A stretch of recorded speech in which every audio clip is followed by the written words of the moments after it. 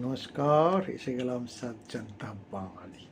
আজকে শুনুন, কেলোদার সম্বন্ধে একটু বলি। কেলোদা আজকে দারুণ মুডে পেয়েছিলাম। কেলোদা যদি মুডে পাওয়া যায় না, আপনি একটার পর একটা সাবজেক্ট বলবেন, এত সুন্দর ব্যাখ্যা করবে। আচ্ছা বলেন কেলোদা। আচ্ছা, রচনা ব্যানার্জি তো আজকে পেলো মহানায়ক পুরস্কার। এটা নিয়ে কিছু বলো।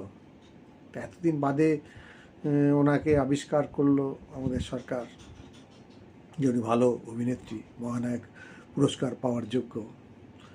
কেউ একটু চুপ করে শোনার পর বলল, না না তা নয়, এতদিন বাদে কেন, এই কয়েকদিন আগেই তো উনি অভিনয়টা করলেন, না সিনেমার জন্য তো পাননি উনি। হ্যাঁ মানে সিনেমার জন্য তো সবাই পায়। না না, তোরা যা ভুলভাল জানিস। উনি পেয়েছেন একদম রিয়েল লাইফে অভিনয়ের জন্য।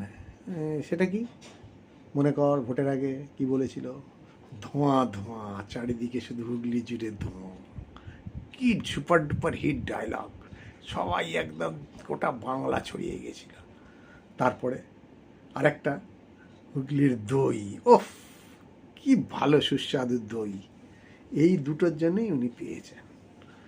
আচ্ছা ও তাই।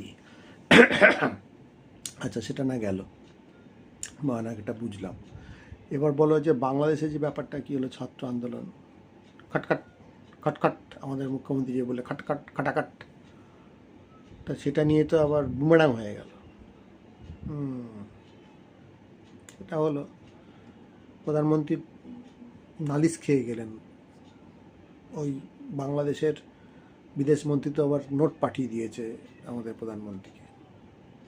এমনি রিলেশান খুব ভালো আমাদের মুখ্যমন্ত্রীর সাথে ওদের দেশের সরকারের, কিন্তু ওই জন্যে বলে গুণীজনেরা বলে, আগ বাড়িয়ে কিছু বলতে নেই, শুধু চুপচাপ বুদ্ধি করে শুনে যাও। এই বলতে গেলেই যত কেস খাওয়ার ব্যাপারটা এসে যায়। দেখেছিস আমাকে কোনো ব্যাপারে আগ বাড়িয়ে কিছু বলতে? তুই এখন ধরেছিস বলে আমি আমার নিজের মতো করে একটু ব্যাখ্যা করছি।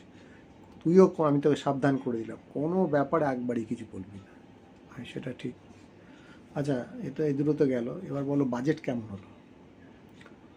না বাজেট সেরমভাবে দেখা হয়নি আমার, তবে কেমন আর হবে বাজেট। তোর টাকা ধর, আর তোর টাকা মিন্স তুই কীরমভাবে খরচা করবি সেটা তুই ডিসিশান নিবি। তো বরাবরই তাই, সরকার যে সে যেরমভাবে ইচ্ছা খরচা করবে। বিরোধীরা তো সমালোচনা করেই করবেই, তো বিরোধীদের কথা অনুযায়ী তো সরকার বাজেট করে না। আর দেখ, সরকার পক্ষে যারা সাপোর্টার তারা বলবে বাজেট খুব ভালো হয়েছে, বরাবর তাই বলে এসছে যবে থেকে বাজেট হয়।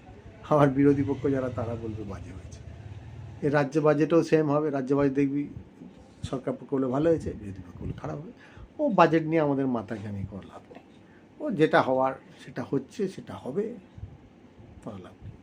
আর শোন, আজকে আর বেশি কথা নয় বলে গেলে তো আস্তে আস্তে। ঠিক আছে ঠিক আছে, পরে আবার কথা হবে বলা হয়।